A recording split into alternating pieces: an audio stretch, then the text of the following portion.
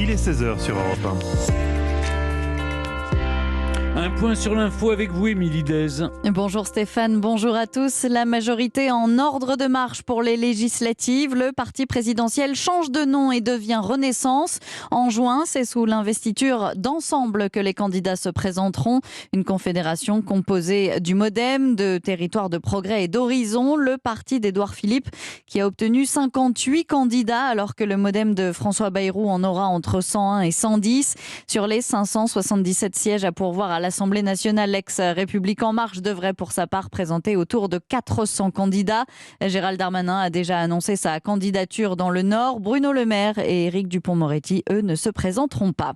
Les législatives qui agitent la gauche, le PS se déchire après l'accord passé avec les Insoumis. Le Conseil national du parti doit se prononcer ce soir. Martine Aubry appelle les socialistes à valider cet accord, même si la maire de Lille émet des réserves majeures sur l'Europe. L'ancien Premier ministre Bernard Cazeneuve a déjà choisi de claquer la porte. Pour Éric Woerth, l'ex-LR, désormais rallié à Emmanuel Macron, l'alliance à gauche est une prise de pouvoir idéologique de l'extrême gauche sur la gauche tout entière. Volodymyr Zelensky lance une campagne mondiale de levée de fonds pour aider l'Ukraine, aider le pays à gagner la guerre contre la Russie et à reconstruire ses infrastructures. La France va porter son aide globale au pays à 2 milliards de dollars, soit 300 millions supplémentaires. Sur le terrain, l'armée russe a décrété un cessez-le-feu autour de l'usine Azovstal de Mariupol jusqu'à samedi. Des couloirs humanitaires fonctionnent, assure le Kremlin, mais un commandant ukrainien dément. Buitoni, visé par une nouvelle plainte. Elle concerne une deuxième gamme de pizza, la Bella Napoli. La plaignante est une mère de famille de 34 ans qui réside à Perpignan. Jusqu'ici, seules les pizzas de la gamme Fresh Up de Buitoni avaient été identifiées comme à l'origine d'intoxication à la bactérie E. coli.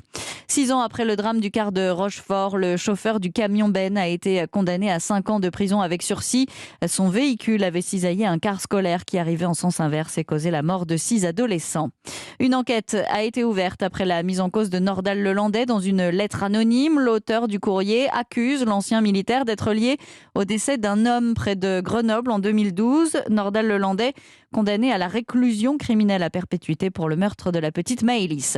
On termine avec du football et les demi-finales retour de l'Europa League Conférence. Marseille affronte le Feyenoord Rotterdam. À l'aller, les Marseillais s'étaient inclinés 3-2. Soirée spéciale Coupe d'Europe dès 20h sur Europe 1. Le match sera précédé d'une minute de silence en hommage aux victimes du drame de Furiani. C'était il y a 30 ans.